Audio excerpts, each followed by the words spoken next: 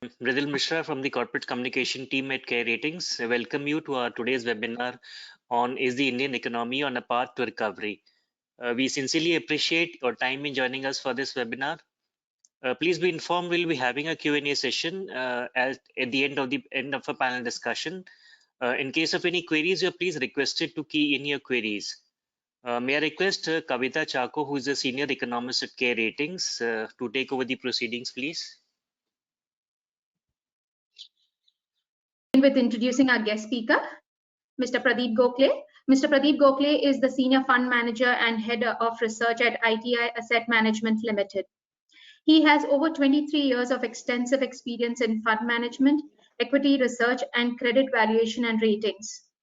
Prior to ITI, he was at Tata Asset Management Limited for 14 years in the capacity of Senior Fund Manager Equities and was among the key management personnel there. At Tata Asset Management Limited, he managed a broad spectrum of schemes across large cap, multi-cap, and thematic funds, with assets under management exceeding rupees 5,000 crores. He also headed the equity research function there, tracking various sectors and a wide variety of stocks. Prior to joining Tata Asset Management, he was at CARE Ratings Limited for 9 years as head of financial sector and securitization ratings. At CARE, he handled multiple ratings and advisory assignments of companies across manufacturing, financial services, and other service sectors. He has also worked in the corporate finance department of companies like Bombay Dyeing, Tata International, and Lubrizol India Limited. Mr. Pradeep is a qualified chartered accountant from the Institute of Chartered Accountants of India, New Delhi, and a chartered finance analyst from CFA Institute, USA. Thank you, sir, for joining us in this webinar today. Yeah, my pleasure. Thank you, sir. Before we hear Mr. Gokhale's views, my colleague Sushanta and I will take you through a short presentation that captures the prevailing economic scenario and our observations on the same. Now, the nature and size of the COVID-19 shock on the global economy has been unprecedented. The global GDP is estimated to have contracted by 3.5% in 2020. And this has led to the size of the world economy shrinking to the levels of 2017. Among the leading economies, the Indian economy has been particularly hit hard by the pandemic and consequent stringent national lockdowns, which led to a sharp fall in activity in the country. The country's economy recorded the sharpest contraction of 16% in the first half of the current financial year, and this was on top of the 8 quarters of falling growth. The resumption of economic activity since the phased unlocking of the economy since June has put the domestic economy on the path to recovery. To mitigate the impact of the pandemic and to stimulate economic activity, the government and the RBI together have announced various policy measures. These measures have largely been in the nature of sustenance relief and also comprise of medium to long-term reforms, the impact of which is yet to play out fully. We have examined here broad aspects of the economy such as production, trade, price levels, fundraising, investments, and the finances of the government to understand the pace and extent of the recovery. Following the sharp fall of 24% during April to June 20, the Indian economy staged an impressive recovery in the subsequent quarter, with GDP contraction narrowing to 7.5%. Economic output is projected to improve further in the remaining 2 quarters of the current financial year. However, the country's economy is projected to contract by 7.7% in the current financial year, which would be the lowest annual growth rate on record. Now, there has been a sharp fall in investments in the country. The rate of investments as a proportion of GDP in the current financial year has been at a quarter-century low. This is a cause of concern as future growth prospects hinges on investments. In terms of activity in the industrial and services segment, there has been an improvement on a monthly basis since the unlocking. as seen from the movement in the index of industrial production and purchasing managers index for manufacturing and the services segment. It needs to be noted that despite the improvement, industrial output continues to be lower than year-ago levels. On the external trade front, there are indications of an improvement in imports as well as exports, both of which have witnessed a sharp decline since the onset of the pandemic in the country. Imports witnessed positive growth in December after a gap of 9 months, while exports moved closer to the pre-pandemic levels in December. The higher imports is indicative of a rebound in domestic activity.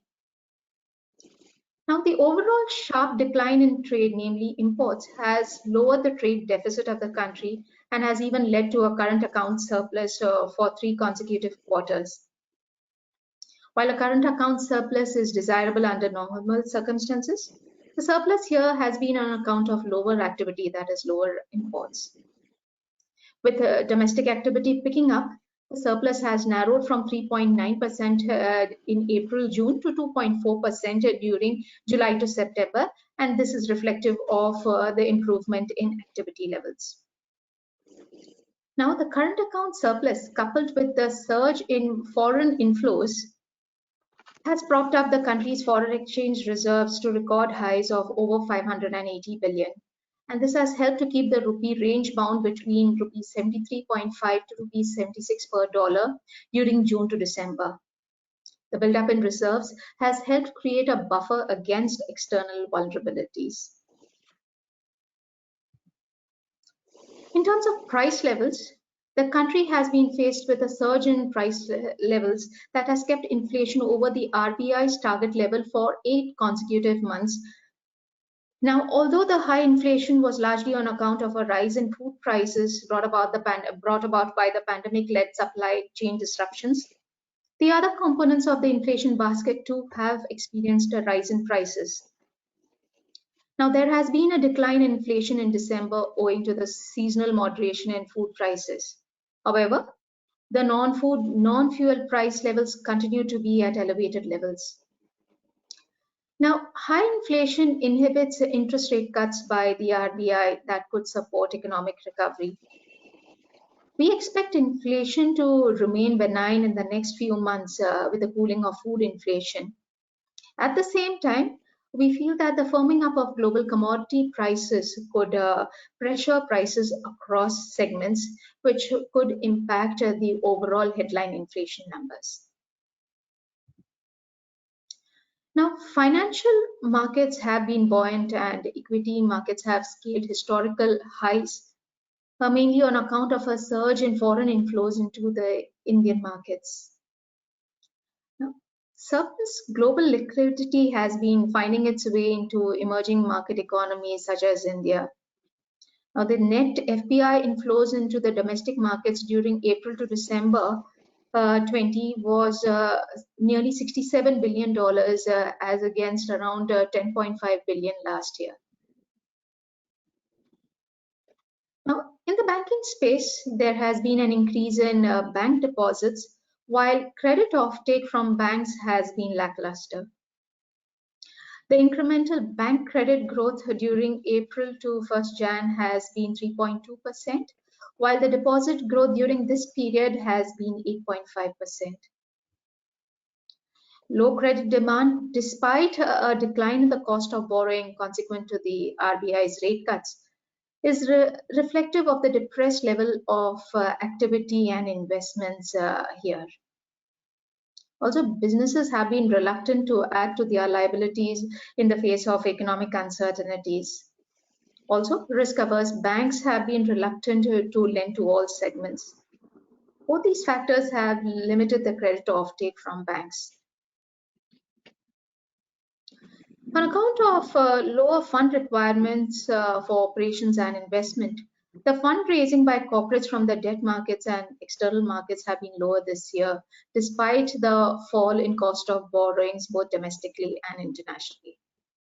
Commercial paper issuances in the first 9 months was 30% lower than a year ago, and borrowings from the external market, which is reflected by way of the ECB registrations, has been nearly 50% lower.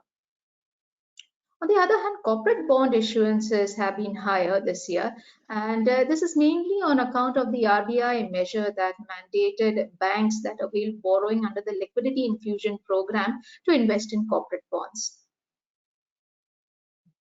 Coming to the fiscal position of the government, the finances of the government have been severely stressed on account of the pandemic. There has been a sharp fall in the revenues of the government due to the lockdown-led fall in economic activity, while at the same time there has been an increase in expenditure that is being incurred by them for controlling and mitigating the impact of the pandemic. This has led to the government, both central and state, resorting to higher market borrowings to meet its funding shortfalls. The borrowings of both the center and state government have been nearly 50% higher than a year ago. Now, the GST collections during April to December 20 has been 14% lower than a year ago. There has, however, been an improvement in the GST collection in the last 3 months with a pickup in activity levels, and it bodes well for government finances going further. Now, the picture emerging from the assessment of the various economic indicators is that the domestic economic conditions continue to be depressed, and the recovery has been gradual and mixed. Now, CARE Ratings has its own economic comeback meter, which assesses how certain high-frequency economic indicators have fared since the unlocking began in June 2020. This index also points towards a sequential improvement, albeit a gradual one. Although improvements are expected in the coming period, there is uncertainty about the pace of the same and whether it would persist. Now, Sushant will throw light on how the Indian economy compares with other key global economies and provide a brief on the policy measures undertaken.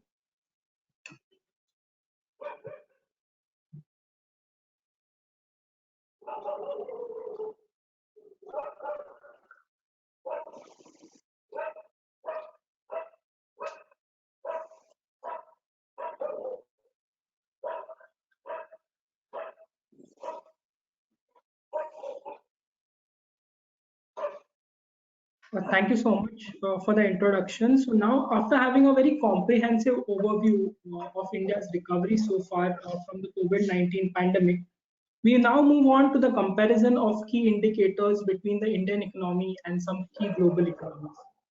The focus here is going to be on some indicators like GDP growth, trade, industrial output, PMI, unemployment, inflation, yields, among others.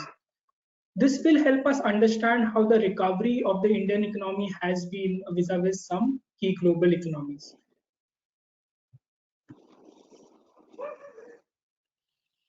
India's economy experienced one of the sharpest decline in the April to September period compared to some advanced and developing economies. The fall in GDP growth at around 15.7% during this period is close to the fall in the GDP of some economies like Spain and UK, which experienced similar contraction at around 15%. During this period, there has been positive GDP growth also recorded in economies like Vietnam and China at around 1.5 and 4% respectively. Nonetheless, for the Indian economy, there has been a perceptible improvement during the third quarter, and things are likely to improve going further for the economy. The IMF too has projected a growth of 11.5% for FY22, which is reckoned to be the fastest among key economies.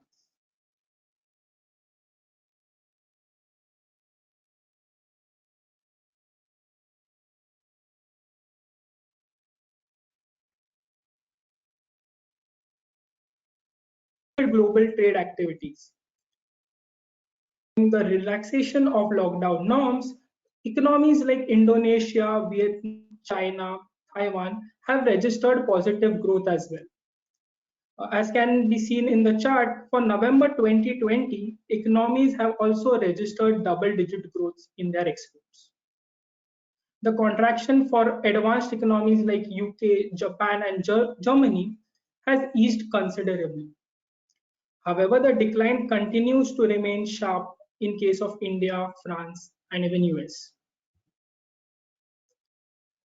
Industrial output in India was hardest hit in April compared with other key economies owing to the stringent lockdown.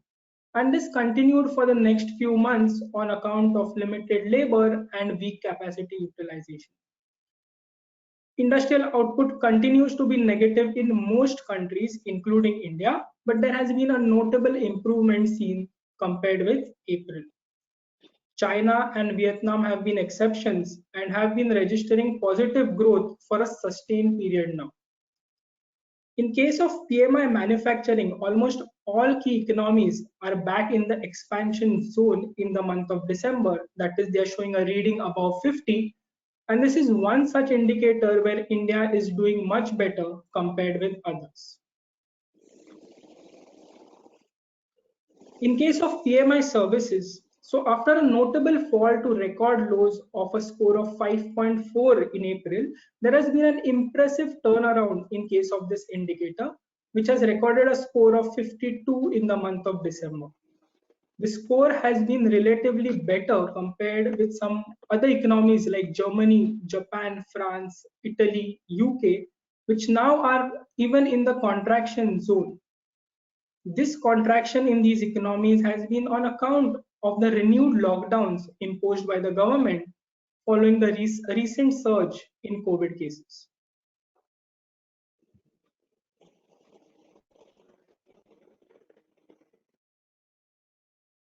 Best impact being in the contact intensive sectors. Employment in economies like US and China was also severe, but the unemployment rate has gradually improved owing to measures announced by their government and a reopening of their economies. In India's case, the unemployment rate was better than the pre-pandemic level in September, owing to some government measures like MG Narega and which was implemented in the rural areas. But things have deteriorated to some extent with unemployment rate at 9.1% in December. This unemployment rate has been computed by CMI.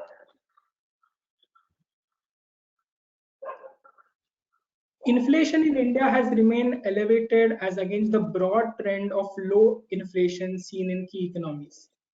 As per RBI's projections, the retail inflation is likely to moderate in the coming months, and it is to be within the target range set by the RBI. Globally, too, the IMF projects inflation to remain subdued in 2021. GSEC yields in India have also been elevated compared with some key economies, despite RBI's measures to reduce policy rate and there being abundant banking system liquidity. Yields have remained elevated during this period, primarily on account of high inflation and lingering fiscal challenges for the Indian economy.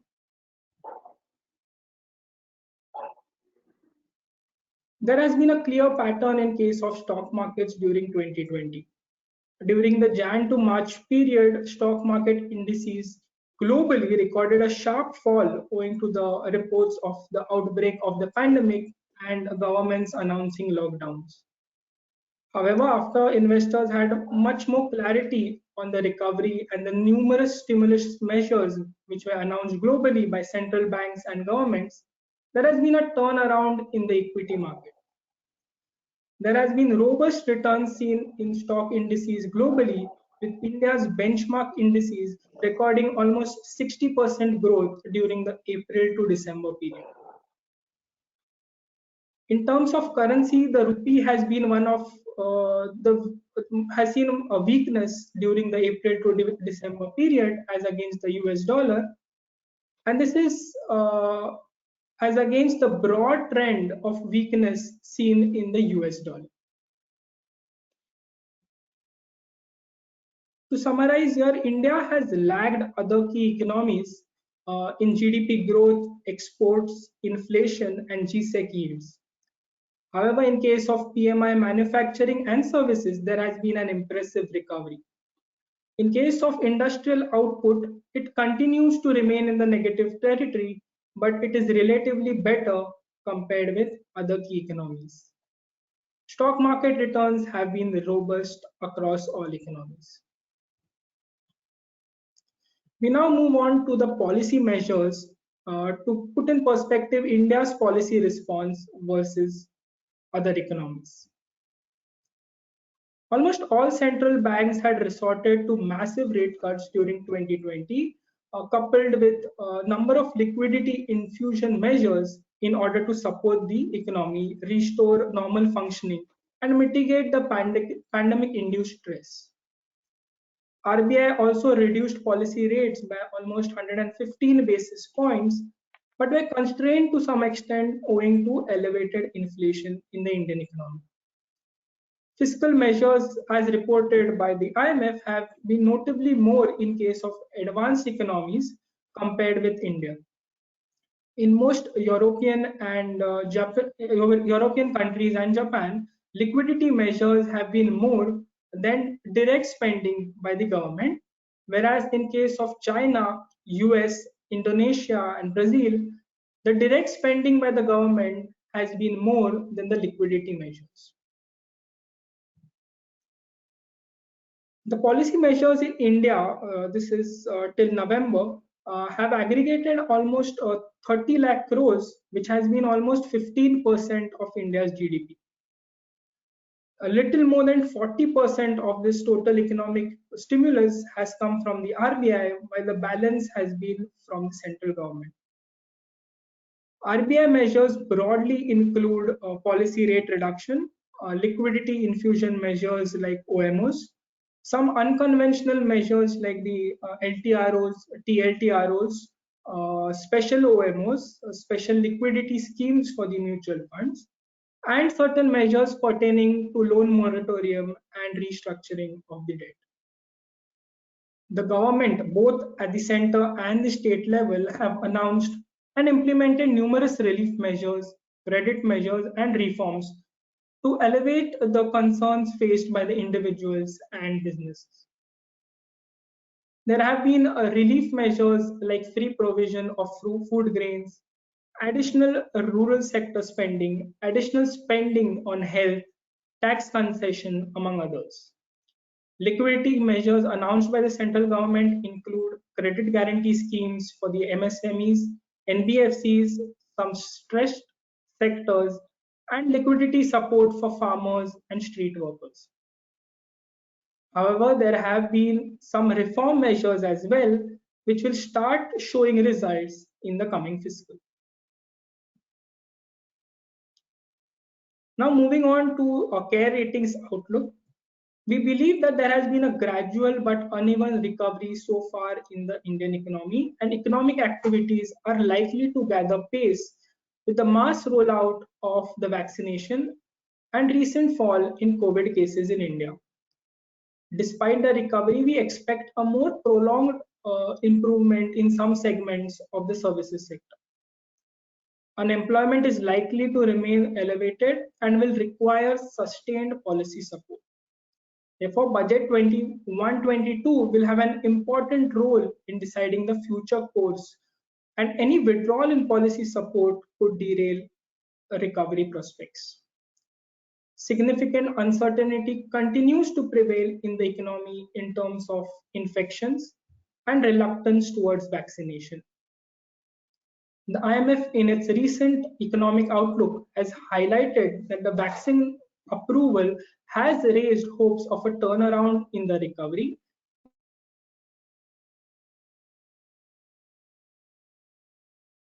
Downside risk to the economic outlook.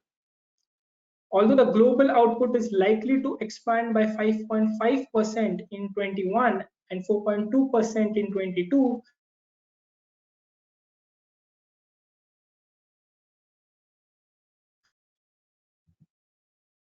now I would like Mr. Gokhale to please share his views on our economy.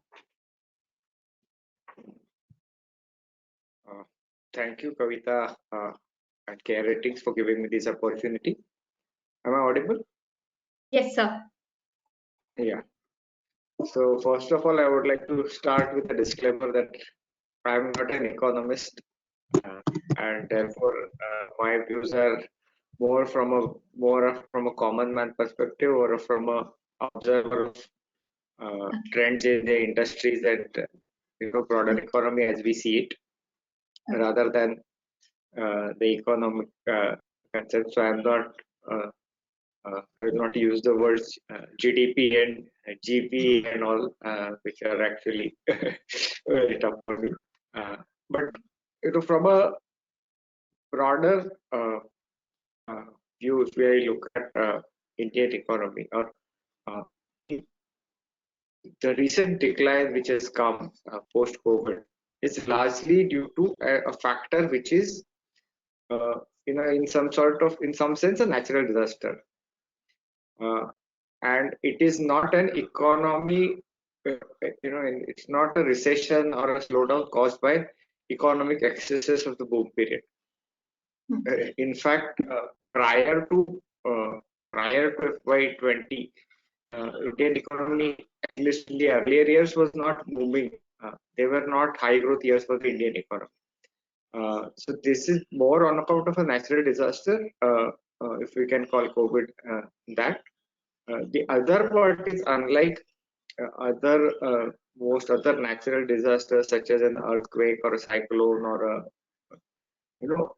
where in the affected parts the physical capacity is of that affected area is significantly destroyed in terms of electricity connections or factories getting flooded or etc. So COVID hasn't caused any of that, right? So the economic infrastructure, physical infrastructure is intact.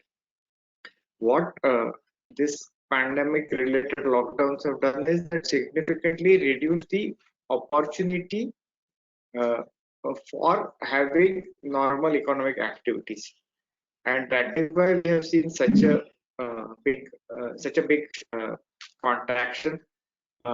Probably India saw a very large contraction in April and May because I think in terms of this severity of our lockdown measures were pretty high as compared to many other countries where they were, uh,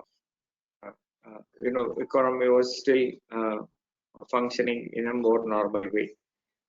So from that sense, I think our economic infrastructure hasn't got impacted, and that's why probably as we see more normalization, moves toward more normalization, the speed of recovery also has, in a sense, surprised many people. If we were talking to most people in August this year, they would not have envisaged what we are seeing currently in what we saw in December, etc. So I think the speed of recovery will. My basic point is the economic infrastructure has not got damaged. There is a temporary setback, but at least part of that temporary setback would be more a transient effect, and which can be brought back. Uh, so there will be a loss. There has been a loss in government tax revenues. Fiscal deficit has increased, but sovereign has different abilities to absorb such shocks as compared to most normal businesses or normal individuals who have personal debt, etc. So, and the other part is at the lower end of the spectrum. The lockdowns have been far more severe because uh, many of the jobs that they do, the low strata of the economy or the lower income jobs, are not fully transformable into a work from home category. Similarly, the restrictions on travel and movement has sharply impacted the trade and services sector. So, as these restrictions get removed, I think the economic activity should pick up pretty well. Two key ingredients would be that as people get more confident of moving to a more normal way of life, what we had seen pre-COVID, I think then the economic recovery should improve. So in that sense, we are pretty positive that economic recovery should improve going ahead, because the physical capacity has not been damaged, and at least the recent numbers, whether in terms of number of cases, all India, or number of deaths due to COVID, seem to be indicating that the COVID in India is getting controlled. So therefore, the normal economic activity should resume sooner than later, and that should itself give a boost to economic growth. That is one part. The other point is, that obviously FY22 all indicators will show growth, because the base of FY21 will be very low. But because of this COVID, at least we have received a setback of 1 to 1.5 years in terms of growth. And I just do it by simple mathematical calculation, that if our FY20 GDP was 100, and if we were to grow by 5% GDP growth in FY21 and 22, probably that figure should have been 111. Now, with a 6 or 7% drop in FY21 itself, we go from 100 to 95 or 94.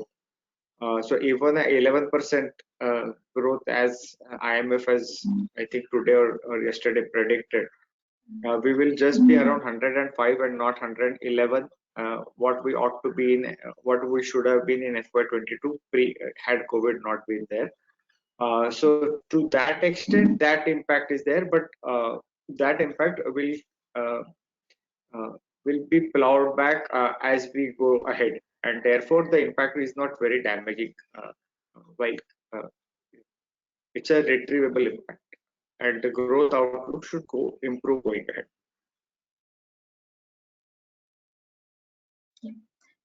Yes, so it's encouraging to hear that the optimism which we economists share is also being shared by financial market experts. So just liked your insights also on some more aspects here. Okay, what do you think the government can do in the upcoming budget to stimulate growth and investments? So I think government, the biggest role that government can play in stimulating growth and investments would be a boost to infrastructure, and also at the same time continuing the relief or support measures, particularly at the aimed at the lower end of the lower income groups, and the sectors which have been maximum impacted by the COVID. Because if we see even prior years, prior to COVID also, broadly investment rate was declining, and if I remember the data, RBI data correctly, even the savings rate, which was very high in the 2007 or till 2010, had started falling dramatically between 2013 onwards till 2018, at least, if I remember correctly. And a large part of that savings fall was also in terms of physical savings, which effectively meant the real estate investments from the household sector had also reduced drastically. So I think to improve growth, I think the government push has to be from the infrastructure, on the infrastructure sector, where India anyway badly needs infrastructure projects getting commissioned. And secondly, in terms of a boost to construction activities in general, as we have seen, for the low cost housings across India, the demand has not been very much impacted even in the prior years. So there is a genuine good demand. So if government measures are targeted to those two sectors, infrastructure investment and housing, particularly low cost housing, that would give a boost to economy. I think government anyway has a pipeline ready in terms of that national infrastructure investment pipeline, which they have talked about. And I think prior to COVID, how to fund that ambitious expenditure of, I think, 100 lakh crores over a 5-year period was the. So if the budget does provide some measures to fund that ambitious infrastructure investment plan, that will go a long way in boosting infrastructure growth, boosting credit growth, and improving generally the the economic activity through the multiplier effect of money. Okay. And so what do you think RBI can do more? I think RBI has been pretty supportive in terms of its policies. RBI's roles are twofold. I think one is the in terms of the rates in the GSEC market and the short-end market. The other was in terms of the support for credit quality of banks. So all the measures that that RBI and government have announced, including that for MSMEs, the extended credit guarantee scheme, or the new Kamath committee recommendations for extending that scheme to more impacted COVID impacted sectors. That also, I think, has gone in a long way in reducing the stress on the credit quality of the banks, because even if your liquidity is liquidity is assured, but if the credit quality deteriorates significantly, then the liquidity does not have the multiplier effect that it should have, and therefore economic growth doesn't recover. But I think RBI, what they have taken on the restructuring side, or the LTROs and the other measures for supporting the credit markets, I think are also good. And I think continuation of these measures itself should go a long way, and we will see the benefits of that in the coming years. Okay. That's very insightful, sir. So in terms of revival in investments, in your view, by when we can expect to see that, and which might be the sectors which would lead in the overall investment push here?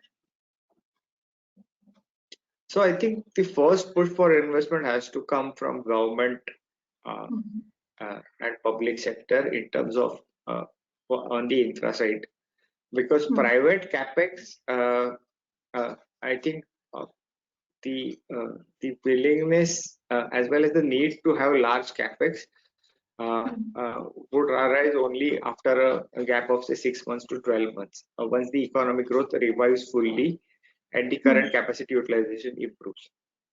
So infrastructure spending by government and housing and measures to boost housing activity in general is where the first impact or first increase in capex can come.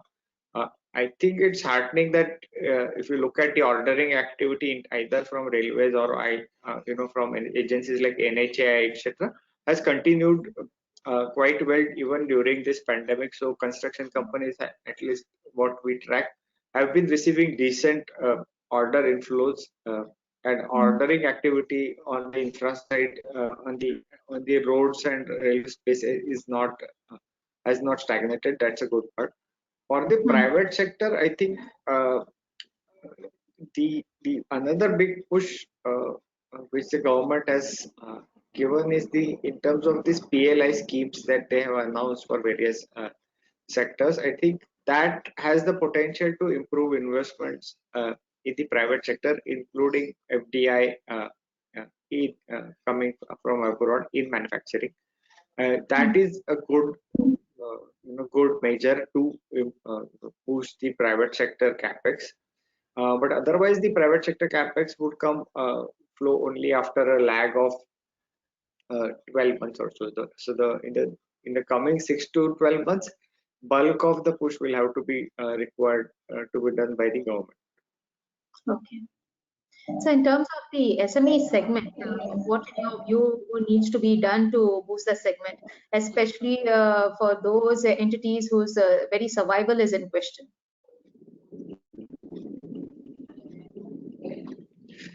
So I think for MSMEs, this relief package in terms of restructuring has already been given. The issue I think is I'm not an expert on this subject, but the issue post GST demonetization and GST is that the way the SMEs were doing business uh, have drastically altered, and many of them have been unable to cope up with that.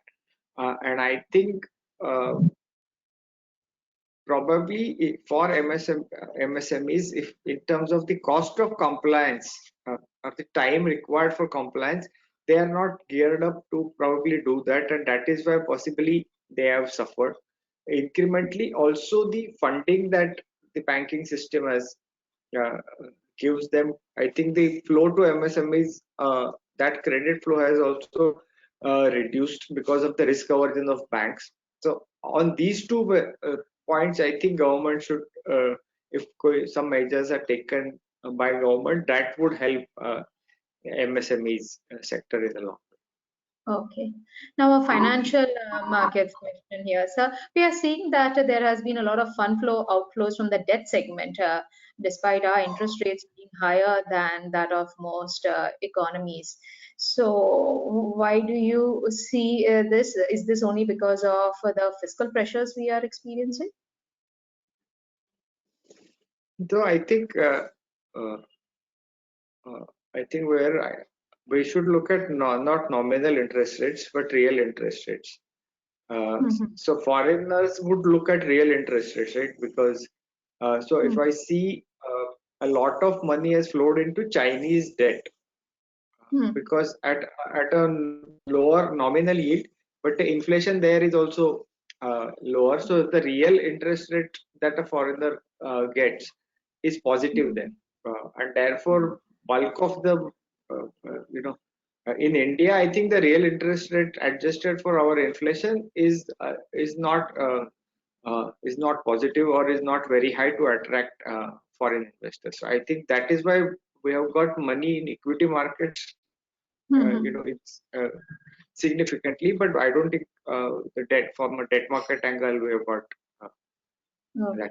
because I think the real interest rates are not attractive because our inflation is also high, while nominal yield look at 6% looks high compared to other countries. Okay. And so now talking about equity markets, what is your outlook for the equity markets? Do you foresee a correction given that we are currently at very high valuations? So as we speak, we are already undergoing some sort of a correction, right, from the all-time highs, which we reached about a fortnight ago. We already corrected 5%. So corrections are a normal part of the market, and from an equity angle, I think the kind of flows or kind of rapid rise which we saw post from October onwards, obviously there has to be a cool down in that. In terms of valuation measures, also we have, in terms of price to book or price to earnings to market cap to GDP, we had reached reasonably high levels. Therefore, I think correction, as in equity markets, we never try to forecast or judge a correction from an equity. As a practicing equity investor, I think what we see is the risk reward in the markets getting better, and the risk reward was in the near term was not very good in the recent market high. So correction was would have come if not now after some time, and therefore that is not surprising.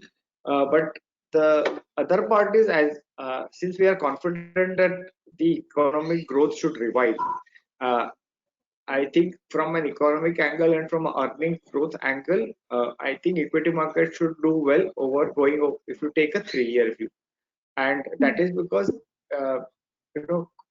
one key measure that we look at corporate profits to GDP. Prior to pandemic itself, it was at some 3% level, which was a very low level last seen in 2003, somewhere in 2003. So corporate profit to GDP have been very low and have been declining in the last 6-7 years, and from a natural rebound in those activities itself is what we are expecting. Secondly, even prior to the pandemic, FY18 or 19 were not very great years for Indian economy in terms of economic growth. So ever since the GST, RERA, all those reforms measures, as well as then the oil price hike in 2018 and the NBFC problem of 2018, the growth was weak. So the base of growth also is weak, and therefore even a cyclical rebound was expected, which we had earlier expected to happen in FY20, but COVID has pushed FY21, but COVID has pushed that. FY21 has been the last year due to COVID. So that itself should revive, I think, going ahead. And from an equity market point of view, I think many cyclical sectors are trading at lower end of valuation and lower expectations of growth. So I think the other point that we have seen is that all the money printing in the last 1 year post-COVID is gone into real economy in the developed world, and therefore we are seeing some sort of a rise in inflation, rise in commodity prices across the world. So that should be beneficial to the broader economy and not just the consumer-oriented sectors, which was the case over the last decade or so in the equity markets. So from that angle, I think with a 3-year view, we continue to remain very positive on economic growth resuming and earnings growth reviving, because corporate profits to GDP are at very low levels in FY20, and from that the cyclical recovery has to come, and with the increase in inflation in the economy globally,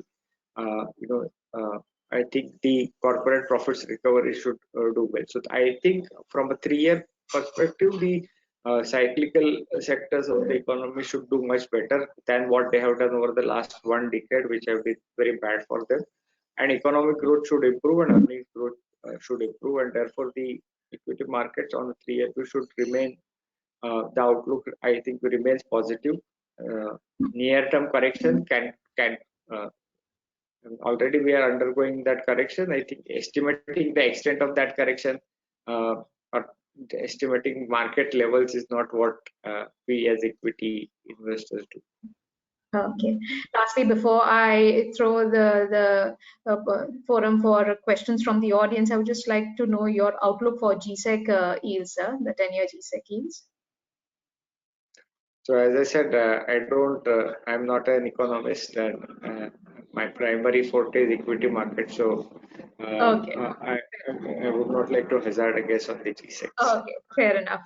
It has been very insightful for us, sir. And now I'll just throw open this forum for questions from our audience for Mr. Pradeep Gokhale or for either Zakir. So please key in your questions if you all have any questions.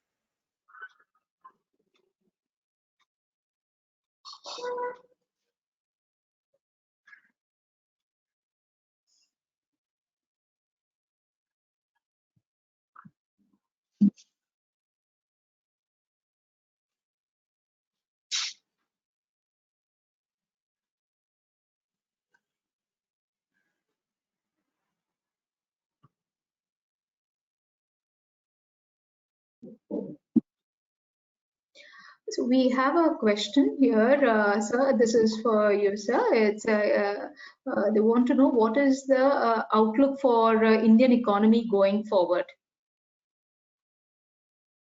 So as I said, yes, sir. Yeah, as I said, I think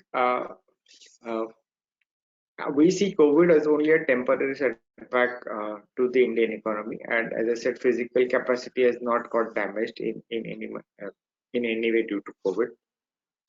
And FY18 or FY19, FY20 were anyway not very great high growth years for Indian economy, so we were anyway due for a cyclical rebound, and all the policy or reform related changes, whether be it GST, whether be it RERA, etc., are now well absorbed by the market participants, and therefore I think growth should resume, economic growth should resume over the next 3 years, is our view, and because many sectors were already, like auto sector for FY20, first half of FY20, auto demand has been quite weak. It's a cyclical low. So I think that so many sectors were anyway at low levels, and therefore the cyclical recovery should start. The other point is the stimulated global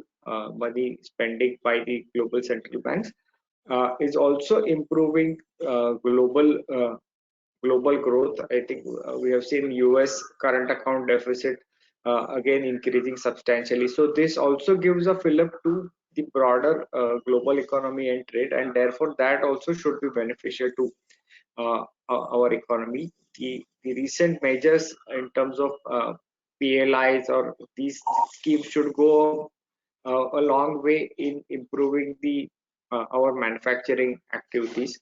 And as it is, as we see China shifting to a more consumer oriented economy and reducing its share of manufacturing, gives us a good opportunity to tap that space. That will be a multi-year opportunity, unlike many people who believe that in the next 2-3 years it will everything will shift to India. That's not going to happen in 2-3 years, because what China did over the last 20 or 30 years, we cannot replicate. But even when we start doing it through these PLI schemes and import substitution schemes, that will give a good growth. And the backdrop is favorable because I think China also is reorienting its economy to a more balanced economy and less dependent on exports and investments. So they themselves are guiding their economy to to away from excessive investments, and as we have seen various measures to for controlling pollution and reducing steel production, etc. So that should benefit India in a big way, because Indian market itself is a big market for many MNCs to start production here, looking at Indian market, and then looking to export the surplus or the part of the production, which companies like Hyundai are doing. So therefore growth should improve. Okay. So there is a question also as to which sectors are likely to do well from the equity market perspective. So from equity market perspective, our view is that if you're taking a 3-year view, I think the typical cyclical sectors, be it the investment oriented sectors, or be it the to an extent the financial sector, sectors such as construction, infrastructure, industrial manufacturing, industrial product, I think there they should do well. So domestic cyclical sectors should I think do well going ahead, because two things. I think expectations from them in terms of markets are not very high, because in the last 5-7 years have not been very great for these sectors. So we are I think we feel that in the next 3 years the leadership the market will be taken over gradually by the more cyclical sectors, which are the investment oriented or the manufacturing oriented sectors of the domestic economy, as compared to only the consumption oriented or the retail lending oriented sectors, which were the leaders for the last decade. So that shift, I think, over the next 3 years should happen. There's also a question as to what is the cause of the disconnect between the real economy and the equity market performance? So there are two things. One is the one very big factor of this equity market performance is obviously the very sharp fall in the cost of equity and the abundant liquidity, which is chasing real assets, because on the government bonds, the the real yields are very low in all government bonds, whether it is Germany, whether it's US, whether it's India, and therefore this money is chasing returns, and therefore all risk assets, not just Indian equity market, but in general equity markets across the world, as also the other so-called risk assets, which are commodities, industrial commodities or gold, everywhere we have seen this rise. So that uh, the drop in the cost of capital and the substantial money printing by all the major global central banks has also caused this rise in equity markets. The other part is, I think, equity markets are always forward looking, and therefore if you see our markets after the sharp fall in March, they started going up.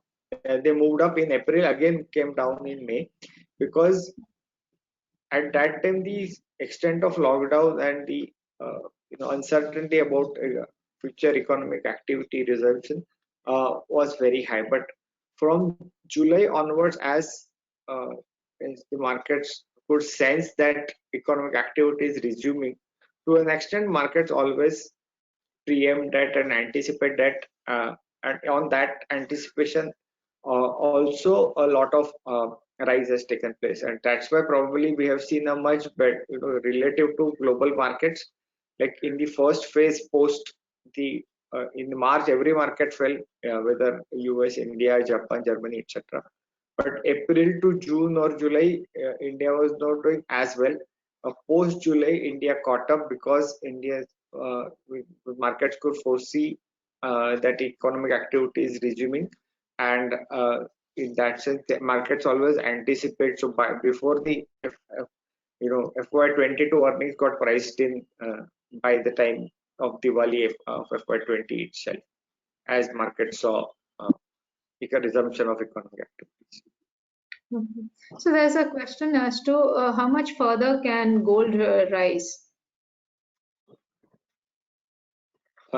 I'm sorry, I would I would not be able to answer that. I am not expert on gold or investments, but yeah. So there's one more question as to if India can take advantage of the gradual shift in supply chain shift from China. Definitely, that's a big opportunity for us to take advantage of.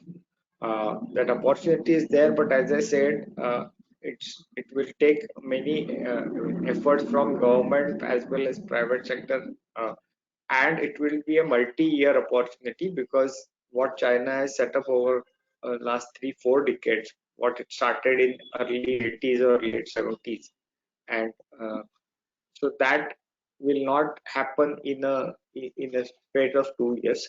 But that's a very big opportunity, and already we are seeing that in sectors like chemicals, in sectors like automobiles.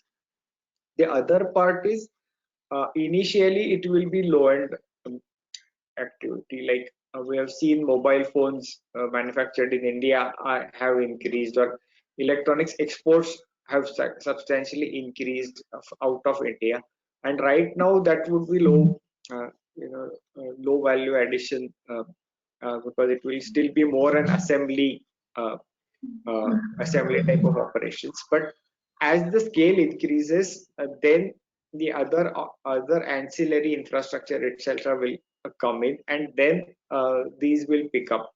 So just to give an example, like our auto ancillaries are now big exporters. But early 90s, when the Indian automobile market was very small, the scale of production itself was very low. So as Indian market expanded,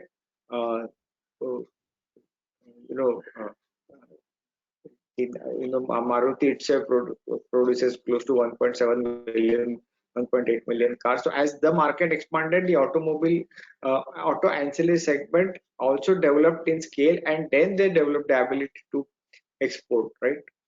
So similar things have to happen in many sectors many sectors in India, and it will be a gradual process, but definitely that's a multi-year growth opportunity for the Indian industry. Okay, so we would like to hear more from you, and there are more questions coming in, but unfortunately we are running short of time. I request our attendees to please, we'll mail you we'll respond via mail for the questions which have not, we have been not be able to take now.